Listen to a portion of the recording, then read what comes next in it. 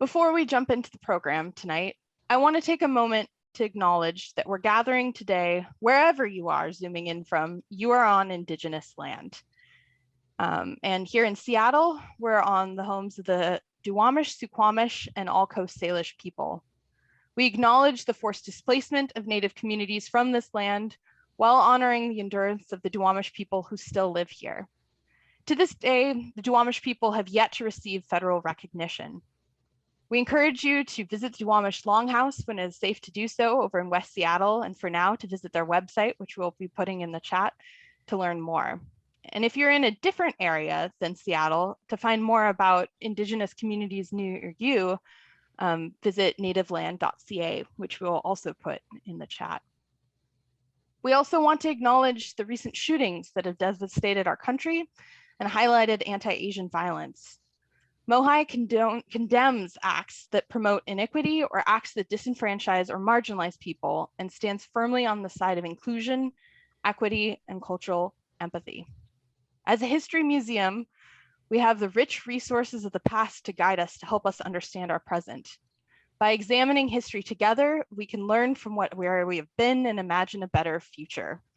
And we hope that you join us in this work, both of learning from our past and imagining that better future, and also learn from other cultural institutions in our city, including but not limited to the Wing Luke Museum, Densho, the Japanese American Legacy Project, and the Nisi Veterans Committee, Japanese Cultural Community Center, and many, many others.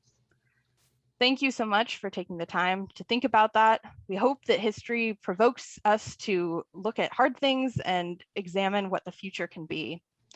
And tonight, we're very proud to partner with another amazing cultural resource, which is the King County Library System. Many of us discover historical facts for the first time at a library, and many of us have turned to libraries to teach us more about ourselves and the world that we live in. It's been such a pleasure to collaborate with the King County Library System on this program. And here to tell you more is Melissa Mather, who I will turn it over to. Thank you, Rachel. I am a teen services librarian at the King County Library System. For those of you, I am a 58-year-old white woman with short gray hair and blue glasses, and I'm wearing a blue shirt. And I'm sitting in front of an image of our Renton Highlands Library under a very colorful sunset. For background, KCLS decided to expand its adult-oriented LGBTQ+ programming with the hope to further serve the library's ability to serve diverse populations and center traditionally marginalized voices. So a staff member from KCLS and a staff member from MOHAI met a few years ago through the Coalition of Anti-Racist Whites. And since the KCLS LGBTQ programming team was particularly fond of MOHAI's Objects of Pride program, KCLS reached out to MOHAI, and we're thrilled to now have this partnership with MOHAI, and we look forward to continuing to work with them. If you need any further information about KCLS, including the current openings and events, please visit kcls.org. So I get the pleasure of being the first person to introduce my Object of Pride. And I'm gonna put my version of what I read back in the day. And it is one of the books from the comic series Dykes to Watch Out For by Alison Bechdel, who is the illustrator and author. What you'll see on the screen is the collection, the book that's in our collection, which combines all of her, the whole series of Dykes to Watch Out For. I was introduced to this series through the now defunct Lesbian Resource Center, which ran this column in its monthly newsletter. And Alison Bechdel began this column in 1983 and continued it till 2008. And then during the 45th president's era, she introduced a small piece in a Vermont newspaper, kind of continuing that series. And what's interesting to me now, looking at it through my eyes in 2021, is that Alison Bechdel's character represented such a wide variety of age and race and socioeconomical and political positions in a way that in the past couple years a lot of the publishers have tried to, there's a big movement for diverse books, and Alison Bechtel really was doing this well before it was a focus.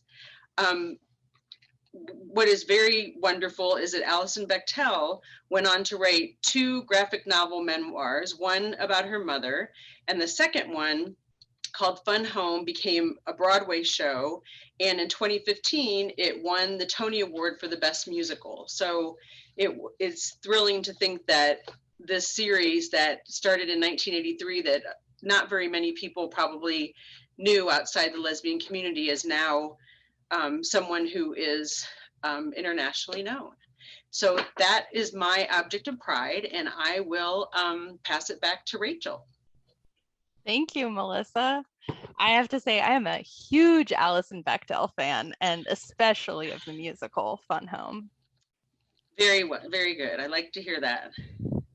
And I did one of the first books I read when coming out was all of Alison Bechtel's work. So I appreciate that choice.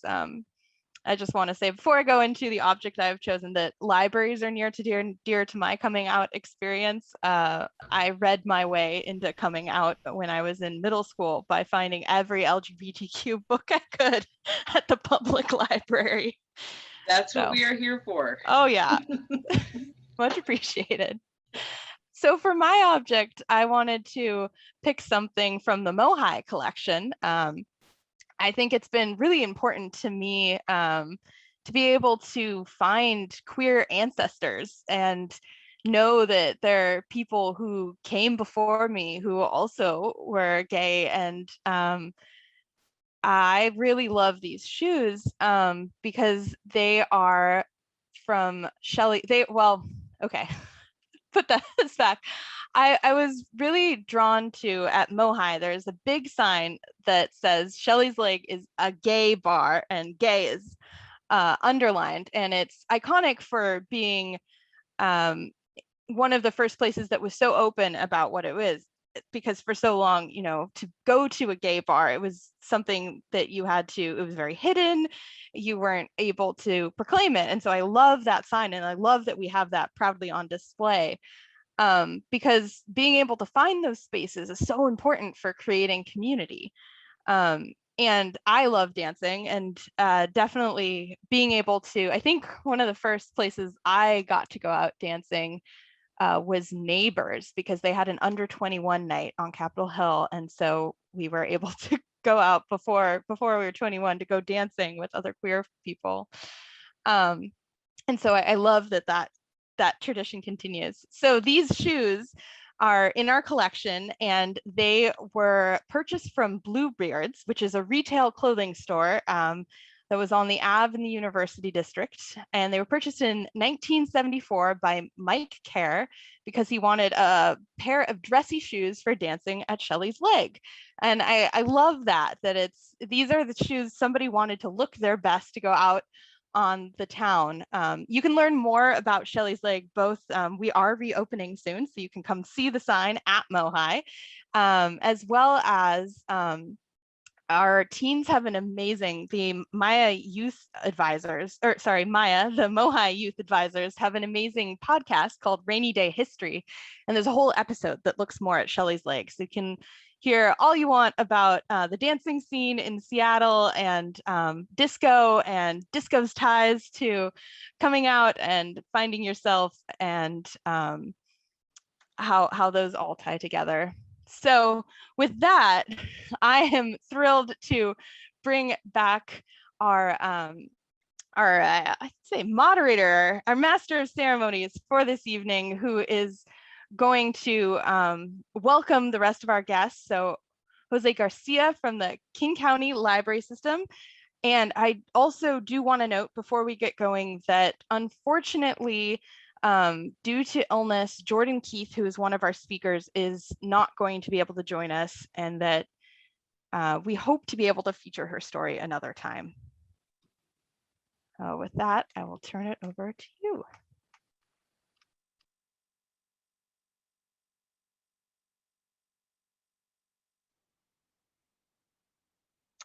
Thank you, Rachel. My name is Jose Garcia. I'm a librarian with the King County Library System. Welcome everyone to tonight's event. My pronouns are he, him.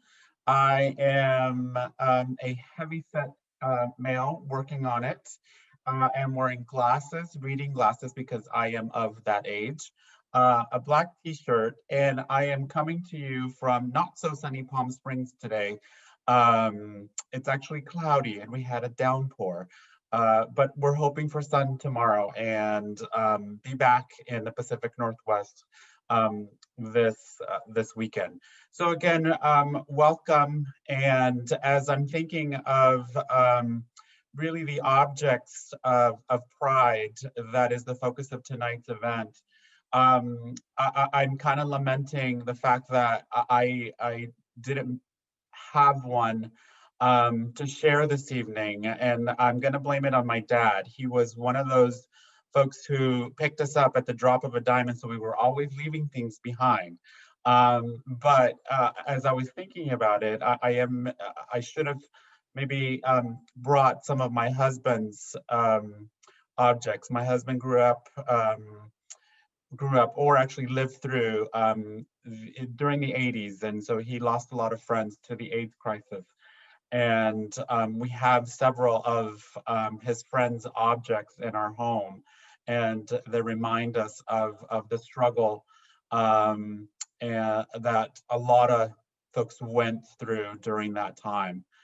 So I share with him in at least sharing that memory with you. And the King County Library System, like many organizations who are embracing the DEI movement, I guess you can say, which is its time has come, really strives to embrace diverse voices, provide equitable access, and have inclusive spaces. So again, it's an honor to be here. Let's keep sharing those memories, else they fade. And with that, we have some incredible guests with us tonight. And first with us, we have Chris Emery. Chris is a Fa'afine artist of Samoan, Uvean, Putanan, and European descent. Honoring the way that movies, video games, and music brought the world to his small island life in Tuituila. Chris wants to create spiritual yet eccentric artistic experiences informed by a love for the surreal, Pan-Pacific culture, and storytelling. Chris, you're on. Hi, thanks so much for the introduction, Jose. I want to thank you folks, MOHAI and KCLS, for having me on. It's an honor to be here and share my object of pride and my story. The first part, for you folks, yeah, thank you. There's an image of my objects of pride. It is a pair of faux gold hoops from Walmart against a blue backdrop. And as for a description of me, I am a fair skin, thick Samoan with big bushy hair, and I'm wearing a black sweater, a gold chain, and a pair of hoops. Behind me is a blank wall, and up in the corner is a wrap as a curtain. So getting into it, my object of pride is my pair of hoops. While I've cycled through several pairs throughout my lifetime, it's without a doubt that faux 14-karat Walmart spherical duo remains a staple of my essence. Essence is defined as the intrinsic nature and or indispensable quality of something. But what dictionary speaks of its inheritability, where no one being is the originator of their brand of essence? What dictionary speaks of mimicry, the theatrics that go into emulation, to walk and talk like your idols so that one day you may become them, don their regalia, a pair of hoops, a temple, a stage. When my friends and loved ones feel safe around me, feel loved around me, I hope they see the strong island women that molded me, the original queens, high chiefesses, healers, keepers of faith and love, baffling that you could fit all that majesty between a simple pair of hoops. Growing up in Samoa, as that young rebellious femboy, I was constantly pulled side to side, different American celebrities, just looking for a role model to cling to. And it took almost 2 decades to look no further than the traffic of matriarchy already present in my life. That to emulate that Pacific brand of femininity is to wear a crown, a suit of armor, and to see your intention mapped out step by step as left behind by the ones who came before. With that little poetic moment, I was speaking on I guess my role models, and hoops come into play because typically these role models always donned a really cute pair of hoops. Honestly, a queen isn't complete without her pair of hoops, period. Um, what's it called? These role models could include, anyone from my teachers to a grumpy auntie at church, to my mother, my aunties, grandmothers, older cousins, whatnot. And when I say women, please be mindful that I also mean trans women as well in that respect.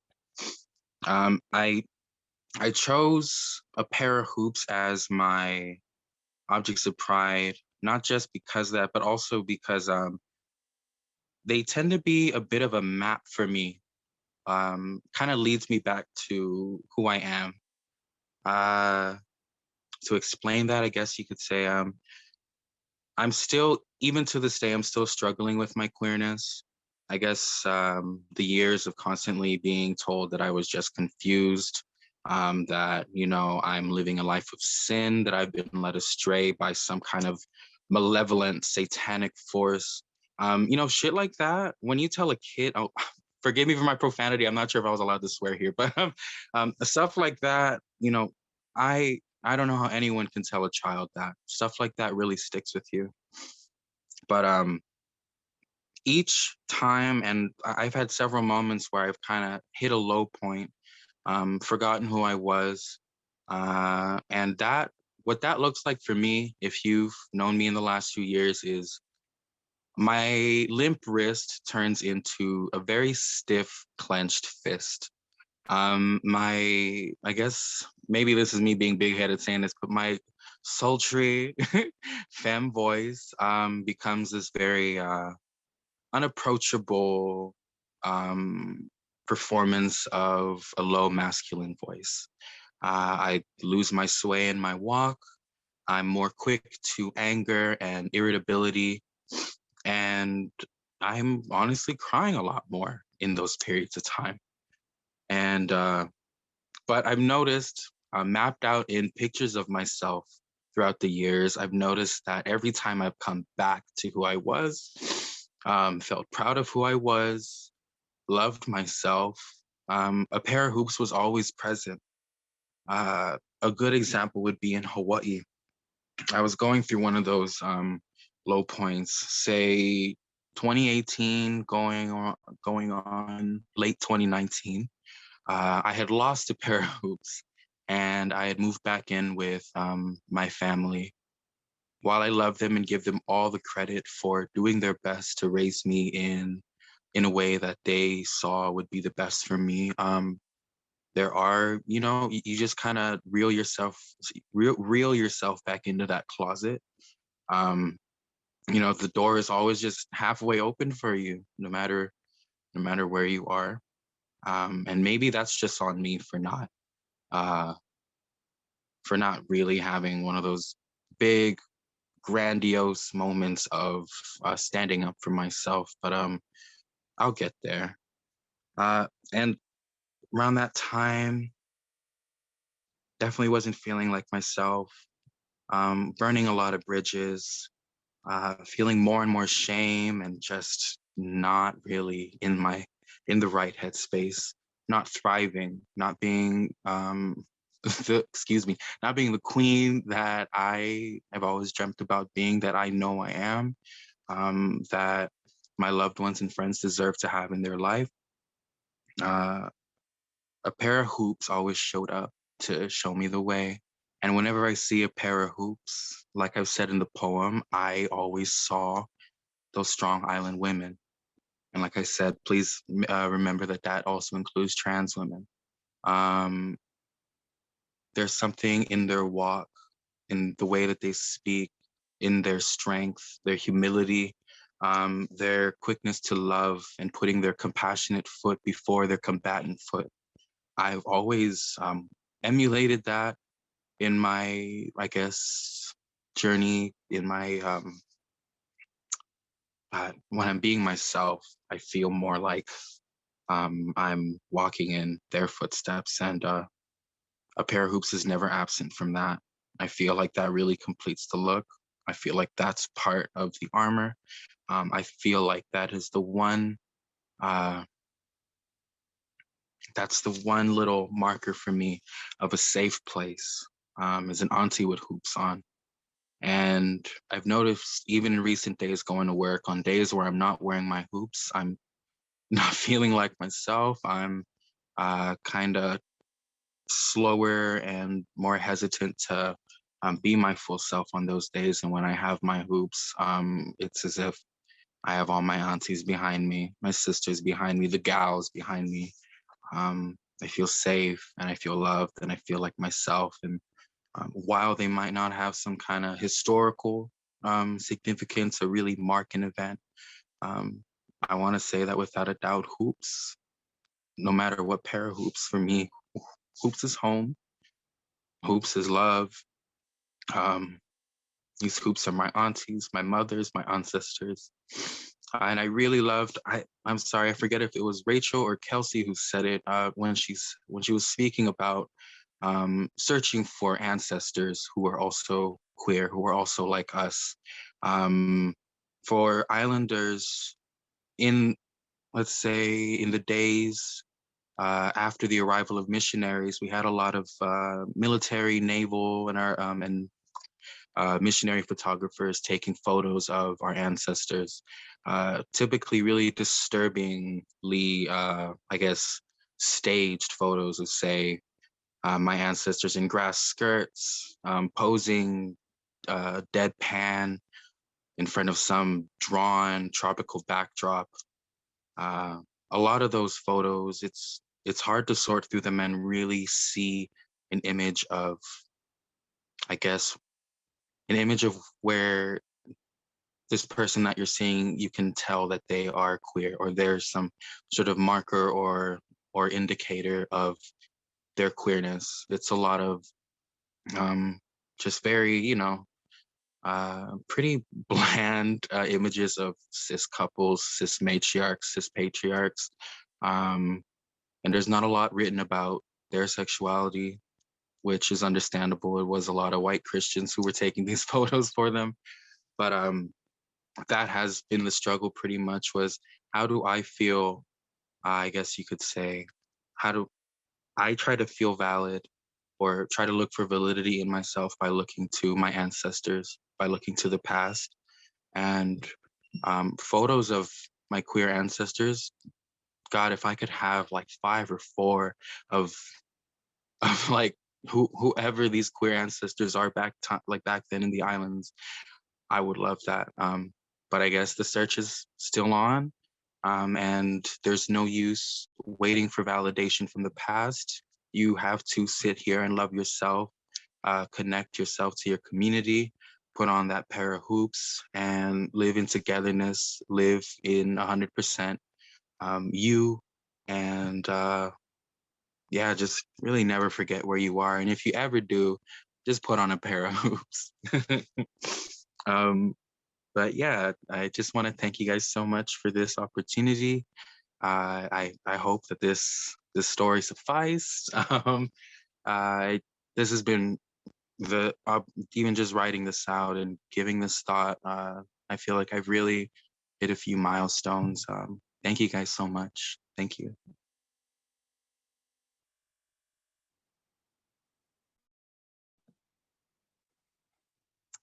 Thank you, Chris. What an incredible story, and thank you again for sharing. I I have some follow-up questions, but we're going to save those towards the end. I would love to hear your thoughts on some of those. So we had two panelists who were unfortunately not able to join us, but I still want to acknowledge them. One of them was Jordan Keith, and Jordan is the City of Seattle's 2019-2021 Civic Poet. So Jordan Imani Keith, she's a student of Sonia Sanchez. She's an essayist, she's a playwright, naturalist, and an activist. She's also the recipient of the 2018 Americans for the Arts Award, and she is also the founder and director of the Urban Wilderness Project. Her memoir, Tugging at the Web, is forthcoming from the University of Washington Press. So Jordan wasn't feeling well tonight, and we are sending her some healing vibes, and we hope she gets better soon. Also, not able to join us was Wolfberry. And Wolfberry is a non-binary digital illustrator who likes looking at felines, but who does not live with actual cats. They are the organizers of the Rainbow on the East Side Pride Art Show. And while they are not drawing cats, they enjoy reading historical and fictional accounts of LGBTQIA people in antiquity. So Wolfberry did provide us with a video. So Rachel, I believe, is going to chime in here and provide us with the video.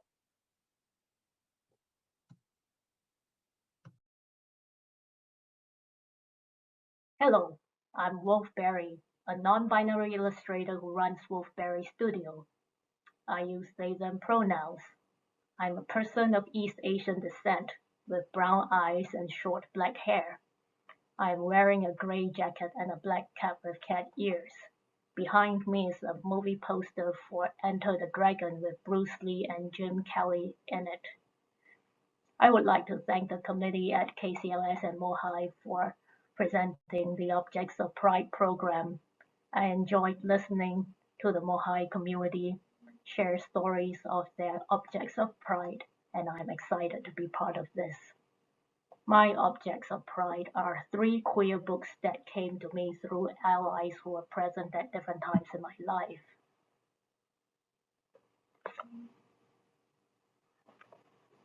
I will describe the book covers in detail and show a closer view of each of them in the following slides. The first book that I'm sharing is Dust in the Wind. The book cover has 2 Chinese characters, Feng Chen, for the title. There is a young man in medieval Chinese clothing in the foreground. In the background, there is a long-haired young man surrounded by magnolia flowers. The text on the cover includes the author's name Qing Lan and the illustrator's name Jin Si Quan. This is a fantasy romance about a mortal man who devotes himself to an immortal over 2 lifetimes. It is number 77 in a series of boys' love romance novels published in Taiwan. I bought this book and others like it during a period when I was witnessing racism in the larger LGBTQ community and homophobia in some Asian immigrant circles. At a time of double marginalization, it was important for me to be surrounded by visual representations of stories that are both queer and Asian. So I bought a small stack of these books just for the cover art. Because the vendor from whom I ordered these books was not shipping to the United States, I had these gay novels shipped to my parents' address. They held on to the books for me until I went to visit them. It did cross my mind that my parents might have something to say when I splurged on a bunch of fiction books. As to whether that actually happened or not, I will tell you on the next slide, which has pictures of my parents and me. There are 3 photos on this slide. The first photo shows an elderly man and an elderly woman of East Asian descent standing in front of a rhododendron bush. In the second photo, there is an androgynous younger person standing next to the man. In the third photo, the androgynous person is standing next to the woman. To give some context, my parents experienced food and housing insecurity during their childhoods. My own childhood was easier than theirs, even though we lived paycheck to paycheck and were careful with our food budget. My parents valued frugality. Even after their children started making their own money, my parents preferred that we save our money instead of buying them modest gifts. To my mild surprise, my parents took my non-essential romance book purchases pretty well. Regardless of what they thought of my spending decision, they accepted that these were the objects of pride that I needed at that time. I am thankful for my parents, with whom I never had to hide who I was. Now we are moving on to the next slide, which is about the second book that I'm sharing with you. Precious Mirror for Ranking Flowers is a novel written by the 19th century author Chen Sen. A gay acquaintance from China gave me this book. Although I have lost touch with this acquaintance, I am grateful that we were able to share the journey of being queer and Asian for a while. On the book cover, there is a female presenting young person in a pink dress, wearing a flower in their hair. Standing behind them is a young man in a blue robe, holding a folding fan. There is a lamp and an incense burner in the background. The book's title is 4 Chinese characters, 品花宝剑, meaning precious mirror for ranking flowers. Other text on the cover indicates that the publisher is Xibei University and that the book is a famous work of classical literature. The setting is 18th century Beijing's gay scene, which was centered on the theater. Through the lives of a few dozen characters, Precious Mirror explored a variety of same-sex relationships in the actor patronage scene, ranging from romantic devotion to exploitative situations. An idealized gay couple in the story is Mei Ziyu, a young man of gentry background, and Du Qinyan, an actor who plays female roles. A second pair of male lovers in the story, Tian Chunhang and Su Huifang,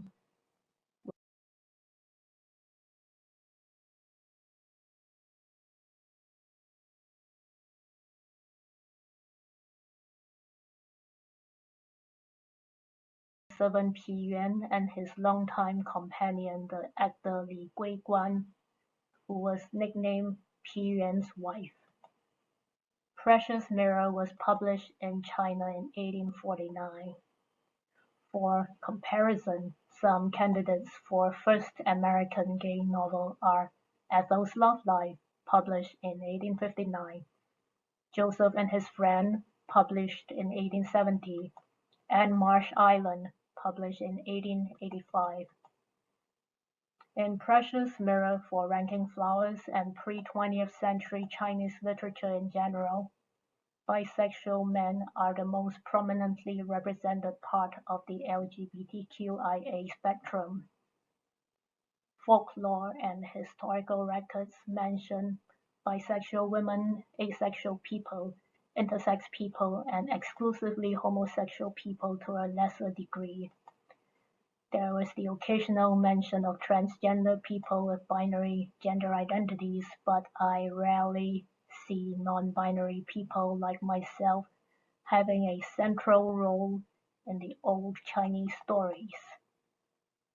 On that topic, we are moving on to the next slide, which is the last book that I'm sharing. The Black Tides of Heaven is the first young adult novel in the Tenserit series by Mion Yang, a non-binary Singaporean author.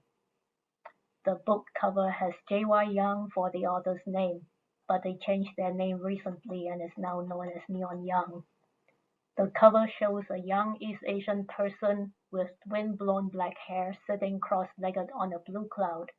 They are wearing black robes. In the background, there are mountains and clouds against a black sky.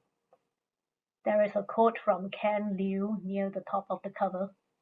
Full of love and loss, confrontation and discovery. Each moment is a glistening pearl, all strung together in the wonder of world creation. The Black Tides of Heaven is set in a fantasy world that incorporates influences from East Asian, South Asian, and Southeast Asian cultures. Everyone in that universe starts life as agender individuals with they/them pronouns. Some individuals choose a binary gender and different pronouns later in life. Some don't. Bisexual, gay, lesbian, and heterosexual characters are represented in the Tenseret novels. This book and its sequel was a gift to me from a non-binary Southeast Asian American community educator who believes in writing the stories that we want to read. And it seems that the author Neon Young did just that. The Black Tides of Heaven and the other 3 books in the Tenseret series are available through KCLS. I am grateful for the amazing people in my life and the gifts that they gave. This is the last slide in my presentation. Thank you for listening, and thanks again to the wonderful team at KCLS and MOHAI for putting this event together. Be well.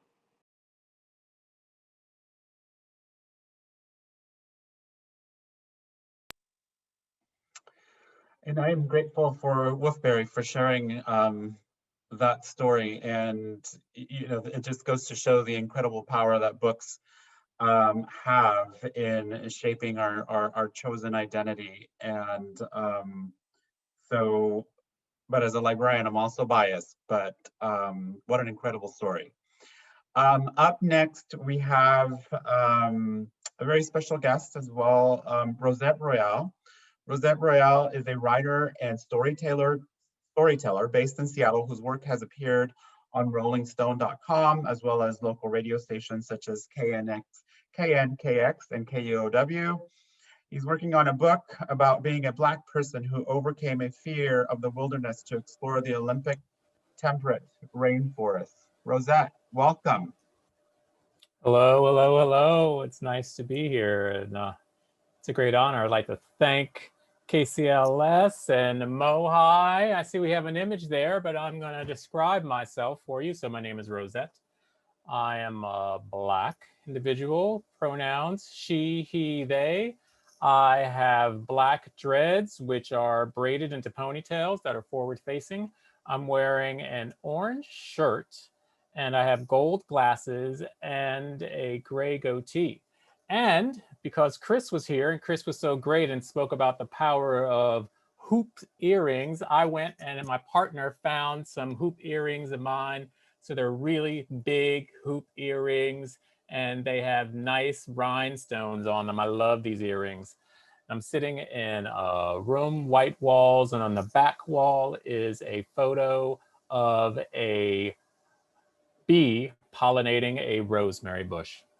So, objects of pride. Well, here we go. Let's talk about this object that I have is this gown that I'm wearing. Now, this gown, you're going to see some pictures. You're going to see, me doing not so much a model runway because I didn't make a video. But anyway, we just have some still shots here. We can just move on to the next one. So we have shots of me in this gown. This is a gown that I wore in 2006 for a May Day ceremony called Ravenna Ravine. So here in Seattle, which is where I live, there is a park called Ravenna Park. It's in the northern part of the city. It is north of the University District. It's beautiful, gorgeous place. There's like an upper park, a nice field where you can throw a frisbee, play soccer. And then it goes down into basically like a ravine, and there's a nice walk, multiple paths through this lovely, quiet, beautiful green area. And so, let's see, when did it start? In 1989, there was the first Ravenna Ravine. And so it was a May Day ceremony. So May Day is a time where you honor spring. And also, it's an ancient pagan festival ritual to honor spring. And but also these days, May Day is also known as the March for Workers and Immigrants' Rights. So we were there for the pagan festival, and in 1989 it began. It was started by a group of gay men, and so they had the idea that anyone could embody the goddess of the ravine. So each year, what would happen around May Day, it's on the first Sunday in May, generally, they would have someone who would embody the goddess. And in 2006, I embodied the goddess. And so what happens is people gather in a great big circle in the soccer field area, and around high noon on that Sunday, they all call out to the goddess, Ravenna Ravine, Ravenna Ravine. And they keep calling and calling and calling, and they call out the goddess. And then the goddess runs up from the ravine and greets all the people who are there and gives an invocation of the day. So I was the 18th goddess in 2006. And how I guess you could say the circuit worked, and circuit may mean something to a number of queer people out here, but how the circuit worked was that, like a coven of witches, there would be 13 in a coven. So the first coven had 13, and then the 14th year, they celebrated all the goddesses in coven 1. And then the 15th year, they started with coven 2. So I was in the second coven, again, the 18th goddess in 2006. And I came out in this dress, and this dress was made by another goddess, this fantastic seamstress, I'll call them. And so you see, we sat down and talked about what this dress might involve. And, we looked through a lot of fashion magazines and sat there, and I wanted something that was a little form-fitting. And I'm just going to say that the pictures that you're seeing right now, even though I wore the dress originally in 2006, this is me in the dress just a few weeks ago. So I'm still able to get in that dress, which surprised me. But anyway, I'm a big fan of faux fur, right? As I think many queens can be. And so I wanted some faux fur. So it's got a nice faux fur trim. You can see that it also has a nice big poof underneath. That's because it's got crinoline in the background. Now, you can just scroll through the rest of these images because, yes, there we go. Oh, well, there you go. Now you can come back to me actually live, because that was how the dress looked on me. But you know what? I also have the dress here. It's huge. Look at this. You can't even see me because the dress is so big. So this is the gown I wore. Here's a little crinoline underneath. Now, when I was the 18th goddess in 2006, I was the first Black goddess that there was. And there had been an indigenous goddess several years before, and so I was the first Black goddess. And my idea was to really have it be a celebration of people. And one of the things that can happen during a Ravenna Ravine ceremony is that everyone calls out the goddess gives an invocation, and then the goddess goes into the ravine and people walk by. The goddess is standing someplace and people can walk by and get a blessing. But I thought, you know what? When I go places with my family, the way that we grew up, we always went around to people's little places to talk to them. So I thought, I don't want the people to come to me. I want to go to the people. So we have a moment where we say some words to the crowd. And then what's happens is we go to another sort of field-like area, another soccer field on the other end of the park, and we have a picnic together. And so everyone brings food, we feast together, and that was the point where I went around and I decided to see everyone, to talk to everyone. Now, you know, I'm talking about going around and talking to people and being a goddess and this big ravine and walking around outside. And, you know, when Chris talked about like, it's always good to have a pair of hoops, it's always good to have a nice pair of shoes. And so if you may not have noticed in the photo, but it's just like me and bare feet. But I had one of my favorite pairs of shoes that I wore with this gown. And they were these sort of, let's say, plum colored velvet platform shoes. And I loved these shoes. Now, for any of the people who live around here, you know that like early May, it can be sort of like not so nice weather. Well, maybe it is nice, but it's kind of rainy. But I was like, I'm gonna wear these platform shoes. So I wore these platform shoes. The forecast was that it was going to be 50 degrees and rainy. And so I was like, I got to wear long underwear under this gown and have some hose for my shoes. Well, somehow, maybe it was the goddess, an hour before we gathered, the sun came out and it like turned to 70 degrees and it was sunny and it was beautiful. And I had these platform shoes on and this big gown and I was thrilled. And I was like running. I mean, I was actually running through the ravine in these platform shoes. And I'm running and then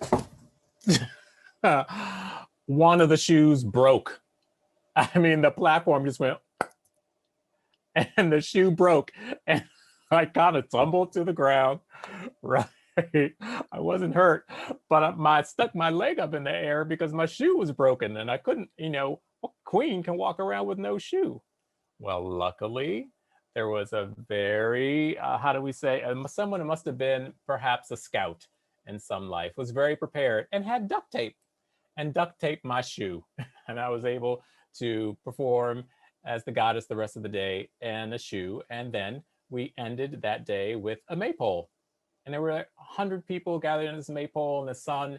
It was beautiful. We had a lovely time. We feasted. We were there together for hours. And then, I'm not lying, about 15 minutes after it was all done, the clouds came and it rained.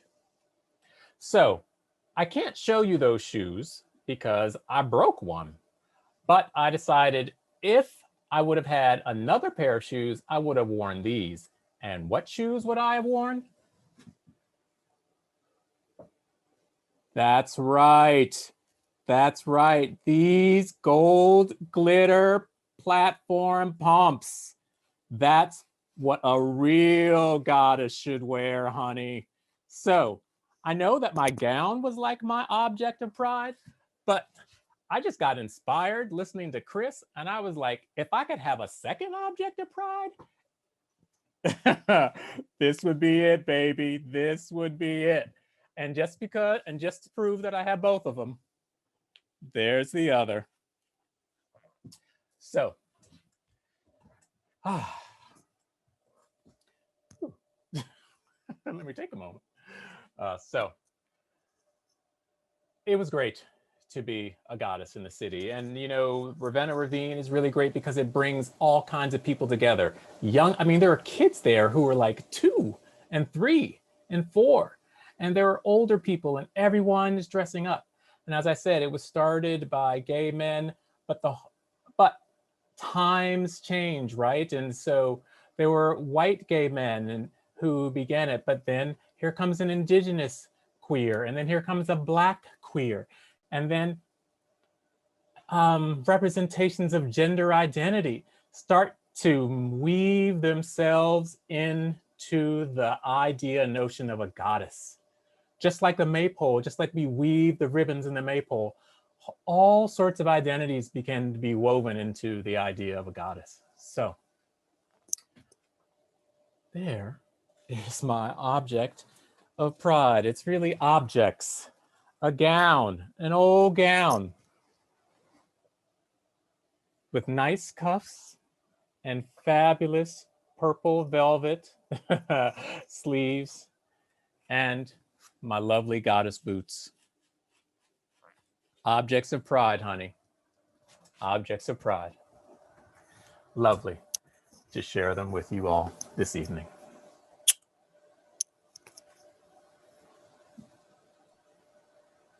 Thank you, Rosette. I have now discovered or heard of the 6 millionth use for duct tape for the shoes, because otherwise it would have been a goddess tragedy. But you Honey. saved the day.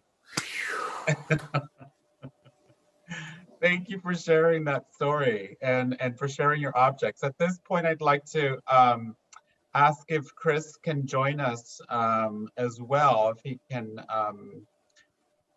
turn on his camera. Thank you, Chris. Hello. And I do invite our attendees to use the Q&A feature or the chat feature. We'll be monitoring both to ask questions of our panelists, our distinguished panelists, who so graciously shared their stories. I guess the first question that I have for you both is, what raises an object to that status? Because we come across so many objects throughout our lifetimes, and some of those get relegated to, you know, just kind of either ephemera or kind of trinkets, but there's those things that, you know, rise to that status of being an object of pride. Either one of you want to chime in? Chris, please. Oh, okay, Rosette. So first of all, when you were like, I know Chris said something about you need a good pair of hoops, and you were like, you always need a good pair of shoes. You should have heard me. I was like, period, girl. When I was invited to speak about an object, it was kind of hard to. That was honestly the big question I had, because on the website I was seeing a lot of stuff that you could consider, you know, historical objects, stuff you can put up in a museum. But then I spoke with, I think, Joe and Nicole, and they really just kind of fleshed it out for me that this object can also be, you know, a personal memento of sorts, that that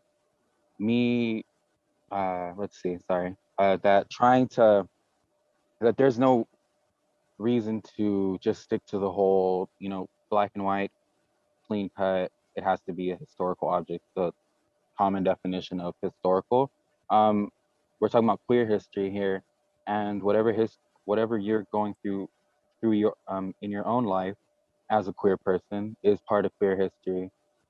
You're writing your history, and so you're writing a part of the community's history as a whole. So I thought that was cute, and it helped me figure out my object much easier. So that's what I would say. You know, I am not a person that, I mean, I'm about to say this, and maybe I'm totally not even looking at who I really am. You know, I don't actually believe that I'm someone who has a lot of objects. Like, I don't tend to hold on to a lot of things, except books and sweaters and drag clothes are the things that I hold on to, right? So I have drag outfits that I have been dragging around, dragging around with me for like years, no matter where I go. So then when I heard about this program, I was like, oh, an object of pride. And then I just had to think about something that, well, it tells a story. It is a story in and of itself. And also it's like been sitting in a big bin just waiting to come back out. So suddenly I was like, oh, right, that gown. And so I realized there was a whole story and about me, and the city was all in this one thing. So I realized, and I think we can realize this about things that hold great meaning in our hearts, that like the meanings are layered. just like Chris was talking about hoops and all the many layers of just like hoops, right? So I think that's what happens, is that objects become infused with meaning, and not just one, but multiple meanings. And that sort of lifts them up as something you would love to share with someone else. Absolutely. I'd like to follow up on that and maybe kind of go back to, Chris's story as well, how, for many of us, whether you're a gay man or transitioning, wherever you are on that GLBTQIA spectrum, that we have these objects that also convey courage throughout our lives, because it took courage in many instances to wear or to have or to display that object in a time or a place maybe was not as welcoming to us. Have any of you ever been in that position? Like Rosette was saying, same thing here. It was also hard to figure out an object because I don't really cling on to many things. I don't have a lot of things that I hold on to. I forget who was saying earlier, you know, parents just kind of pack everything up and, we go to the next place. So you just pack the essentials. Shoot, and I forgot your question, Jose. I'm sorry. Oh, it's okay. That sometimes our objects can be a symbol of courage.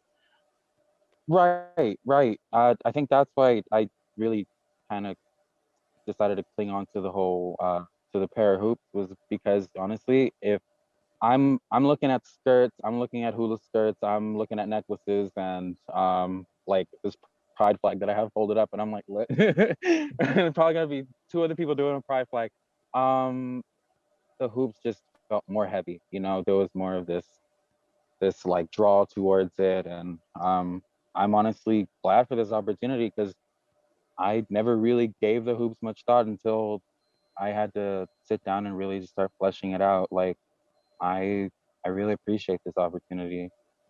Makes me, I don't know, just different to finally have a chance to sit down and be more introspective about your journey, and how certain little things here and there, while small, have really kind of defined and have gone along with you throughout your time. And I don't know, I just think that's beautiful.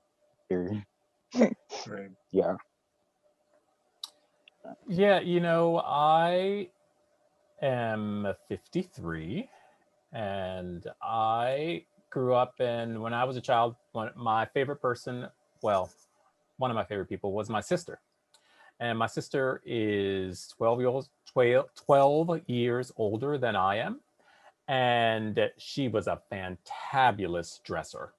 And our next door neighbor was like the same age as her. And those two sisters worked in the 70s. They worked.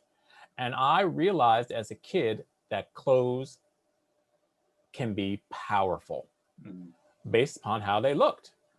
And so, I didn't sit down and go, wow, clothes are powerful. It was just something that sort of just kind of infused into my being.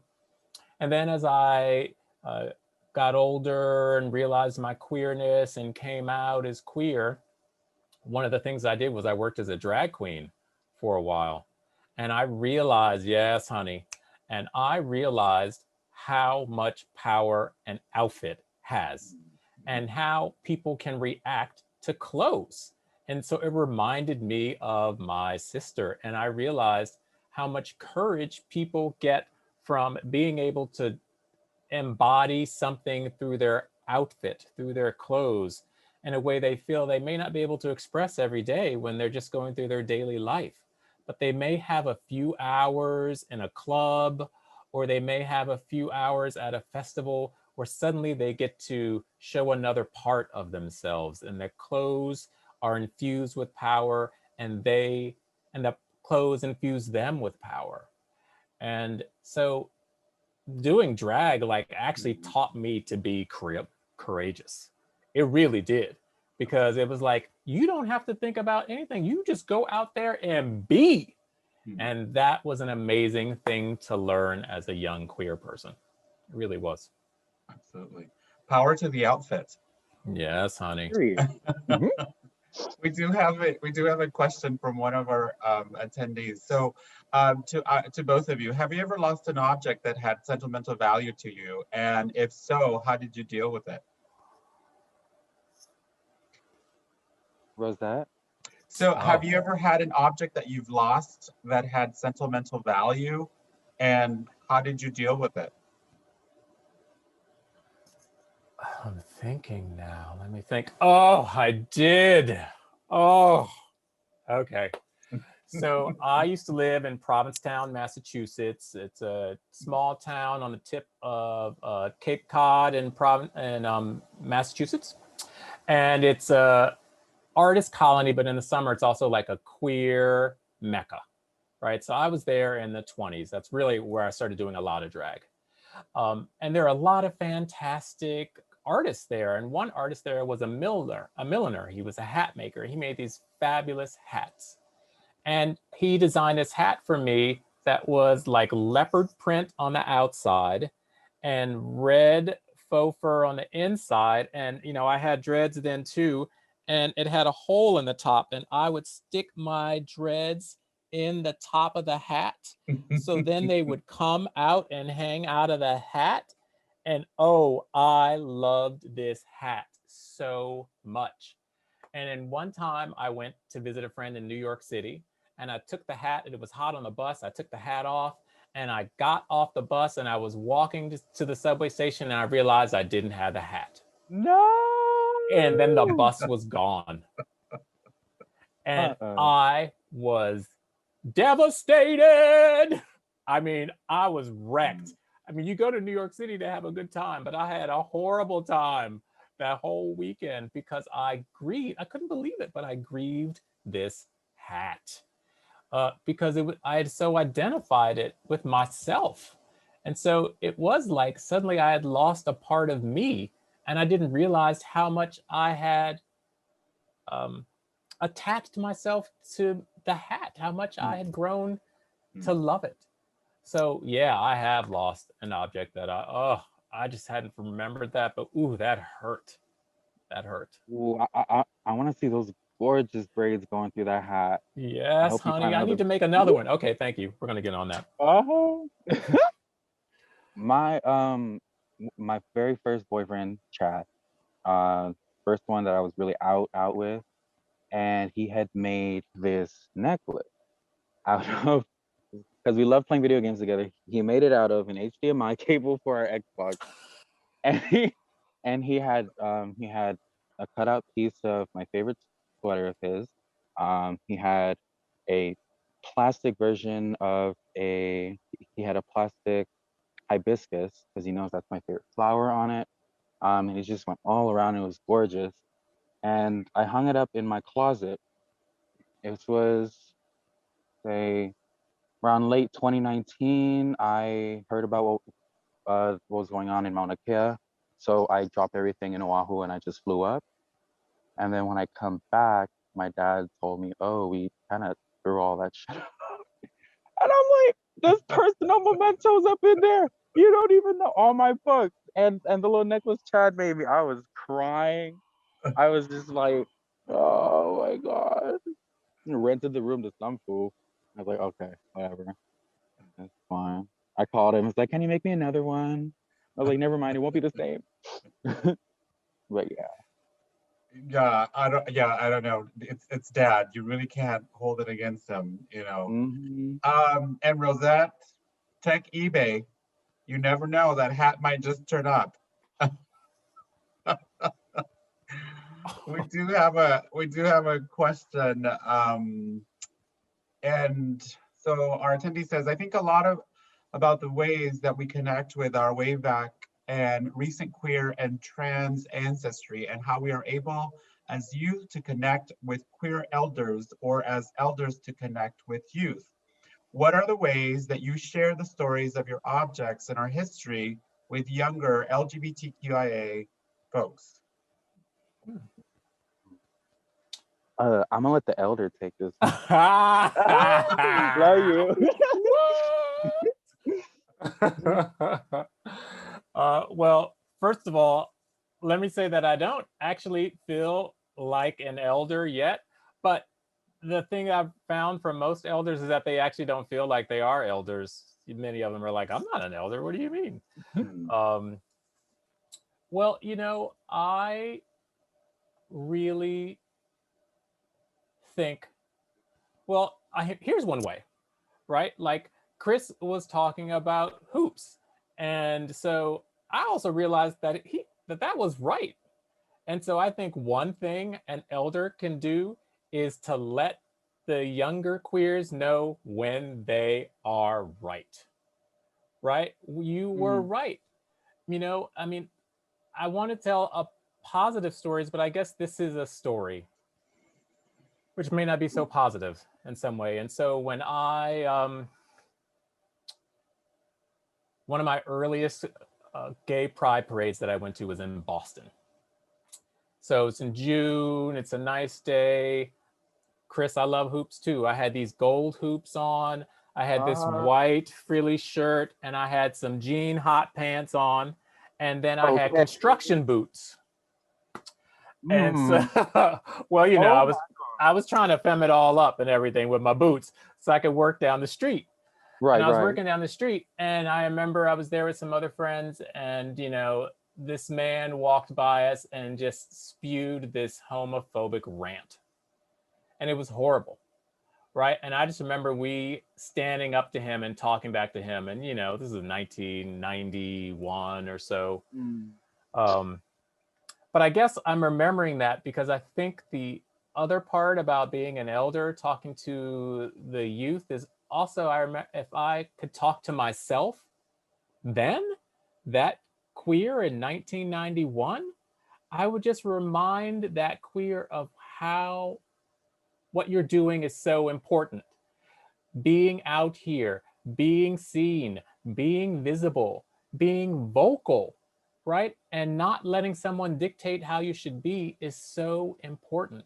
So I guess I think when I speak to like younger queers today, in a way, I'm really just speaking to the younger queer that's me, right? Because I see myself. And so when Chris talks about earrings, I hear my own story about earrings.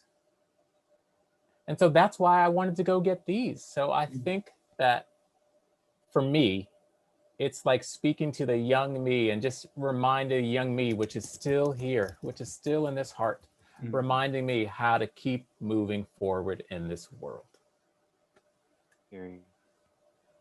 Chris, any thoughts?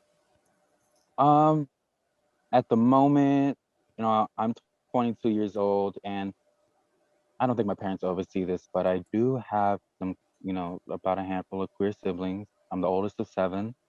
And while they're kind of doing the whole closet thing, I hate that that's all I can do for them is just kind of be there while they're in the closet. The whole plan is, when you're on your own, that's you, that's your life. Whether mom and dad is, in denial of who you really are, just don't forget. Don't try to put on a performance like I've been doing for years now. At least not when you're in front of mom and dad and you don't feel like going through the emotional baggage of like, trying to just be yourself. When you're out there, know that, the world is yours. I'm still figuring out things for myself as a young, queer person. So I don't have all the answers for you, but just know like, I'm here for you, Bev. And what's the worst you can do? Burn down a building. Yeah, I think just being here and letting them know that, hey, if you don't have access to any queer elders, you do have access to technically like a queer elder, yeah. Just being here is really what I can do for them. I have some friends who still aren't out of the closet, and they'll ask me questions about just like, how did you approach your parents? I'm like, I did not approach my parents. It happened, and it was a whole fucking snowstorm, blizzard. and like you get over it. And I think just telling them, you know, put your head down. If your school's your thing, focus on school and just make sure to work your way towards independence. And once you're out, um, you get it. I feel like I should be a better revolutionary queer elder and tell them, no, get up in your parents' face, get up in whoever your guardian's face, and you know, tell them who you are. And if they won't have it, then you know, bye. But I don't want them to risk their living situation for a moment of, you know, freedom. It's like you got to approach this logistically and Yeah. you know, so Yeah. yeah, that's No, me. a lot of that resonates with you know, my own experience, and how I didn't necessarily set out to, you know, to share my story with, you know, my family or friends, but I think it was just by being by being yourself, by being your authentic self, and you know, hoping that you know, that story or that experience will both will will be a lasting one and a memory, not only for you but for those who are around you as well. So it's been a pleasure. Thank you Oh, so much. I wish we could do this. No, actually, you know what? I'm going to recommend that we do this again.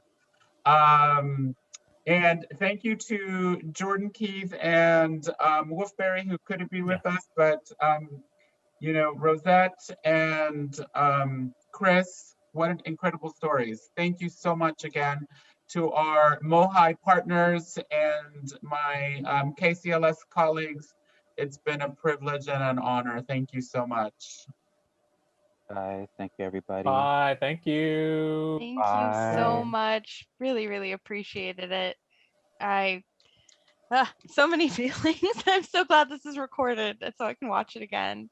Thank you to Chris and Rosette for your stories. And thank you so much to KCLS. And I just want to read off the names of some of the planning team because this has been a months-long effort to put this together.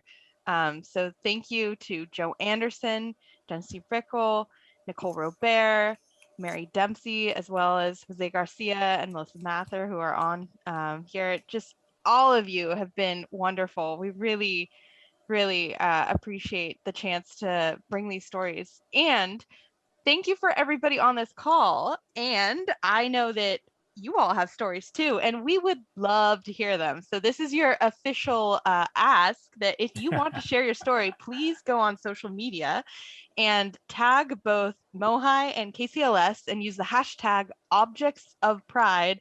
And we would love to hear from you. We are also going to do another co-presented program with KCLS in June, continuing this Objects of Pride theme that's going to be more of a workshop. And so if you want to not just share on social media, but actually get to talk to other folks who have objects and stories, this is going to be a Zoom room workshop. And again, it's in June, so that gives you lots of time to think about what objects you might want to share. And hopefully, as tonight, as you're hearing Chris say, sometimes it seems like some of the things we might have up on we have an Objects of Pride website that we will put in the chat, and a lot of them are things in the MOHAI collection that are museum worthy, but it doesn't have to be something.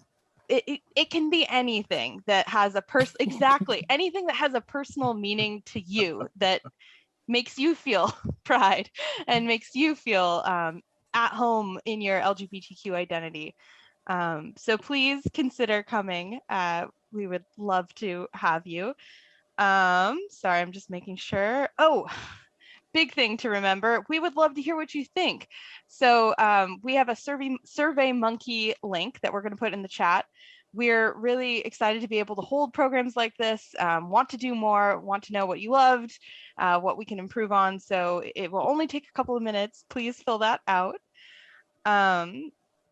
We also, both MOHAI and KCLS have some programs coming up. KCLS has one that we'll be putting in the chat with Stormy Weber that looks like it's going to be very exciting. And we have one that's in a couple of weeks. That's our History Cafe, and it is Filipino American labor activism in the fields and canneries. So that's on April 21st. And again, check out both KCLS and MOHAI's website for other programs. Check out Objects of Pride to learn more. If you learned something new or appreciate what you do, please consider donating to the museum this unprecedented time. We saw an ask in the chat for the MAIA podcast, so we will pop that in the chat as well. Yes, check out the MAIA Youth Podcast, and we'll also put a link to MOHAI Objects of Pride page that also has on it the book list that KCL. I think I lost my sound. Hopefully you can hear me. There you are. Okay, great. But all these resources we'll also be sending out over email. So again, please share your stories on social media. Come to the program in June. Thank you so much to our storytellers. Thank you so much to KCLS. And have a lovely night, everyone. Stay safe. Hope to see you online soon. Bye. Bye. Bye. Bye.